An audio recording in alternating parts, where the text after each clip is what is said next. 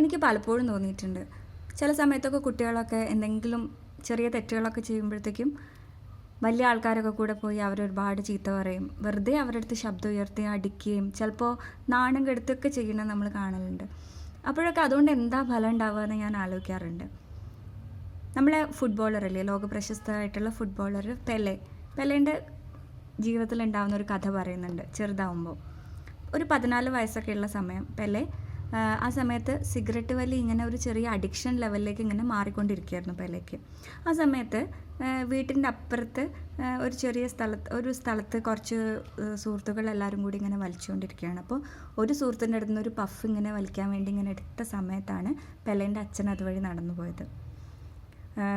സാധാരണ ചെയ്യാറുള്ള പോലെ തന്നെ ഡൊഡീഞ്ഞോ എന്നാണ് അച്ഛൻ്റെ പേര്. ഡൊഡീഞ്ഞോ ഇവരുടെ നോക്കിയ ചിരിച്ച് ഹായ് എന്നൊക്കെ പറഞ്ഞ് അങ്ങനെ ആയിട്ട് കടന്നുപോയി. പെലെ ആകെ പേടിച്ച് സിഗരറ്റൊക്കെ താഴെ ഇട്ട് കൂട്ടുകാർ പറഞ്ഞു കണ്ടിട്ടില്ല, നീ പേടിക്കണ്ട. പക്ഷേ ഡൊഡീഞ്ഞോ കണ്ടിട്ടുണ്ടായിരുന്നു. പെലെ വേഗം വീട്ടിലേക്ക് ഓടി. പിന്നീട് അവർ തമ്മിലുണ്ടായ ഒരു സംഭാഷണം അത് വളരെ സിമ്പിളായിരുന്നു. ഡൊഡീഞ്ഞോ ചോദിച്ചു, നീ സ്മോക്ക് ചെയ്യായിരുന്നോ? അതെ, ഞാൻ കുറച്ച് ദിവസമായിട്ട് ഇങ്ങനെ തുടങ്ങിയിട്ടേ ഉള്ളൂ. എങ്ങനെയുണ്ട്? ആ പുകൻ്റെ ടേസ്റ്റ് എന്താണ്? അതെനിക്കങ്ങനെ പറയാനറിയില്ല.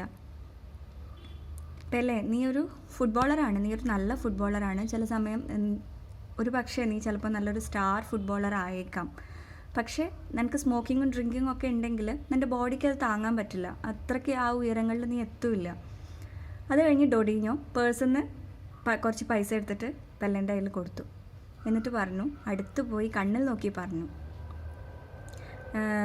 നിനക്ക് വലിക്കണമെന്നുണ്ടെങ്കിൽ നീ നിൻ്റെ സ്വന്തം സിഗരറ്റ് വാങ്ങിയിട്ട് വലിച്ചോ, ബാക്കിയുള്ളവരുടെ അടുത്ത് നിന്ന് വാങ്ങിച്ചിട്ട് വലിക്കണ്ട എന്നും പറഞ്ഞ് ഡൊഡീഞ്ഞോ പോയി. ഒരു വളരെ സിമ്പിളായിട്ടുള്ള സംഭാഷണം. പെലെ പിന്നീട് ഒരിക്കലും സിഗരറ്റ് വലിച്ചിട്ടില്ല ജീവിതത്തിൽ. പെലെ പറയുന്നുണ്ട്, ഒരു പക്ഷേ അന്ന് എന്നോട് ഭയങ്കര ശകാരിച്ചിട്ടോ ഭയങ്കര സീനാക്കിയിട്ടോ ഒക്കെ എന്തെങ്കിലും ചെയ്യുമായിരുന്നെങ്കിൽ ഞാൻ ഒരു പക്ഷേ നിർത്തുമായിരുന്നില്ല സ്മോക്കിങ് എന്ന്. അപ്പോൾ നമ്മൾ ഒരു കാര്യം വളരെ ഇൻ്റലിജൻ്റ്ലി നമ്മൾ സമീപിക്കേണ്ടതാണ് കുട്ടികളുടെ അടുത്ത്.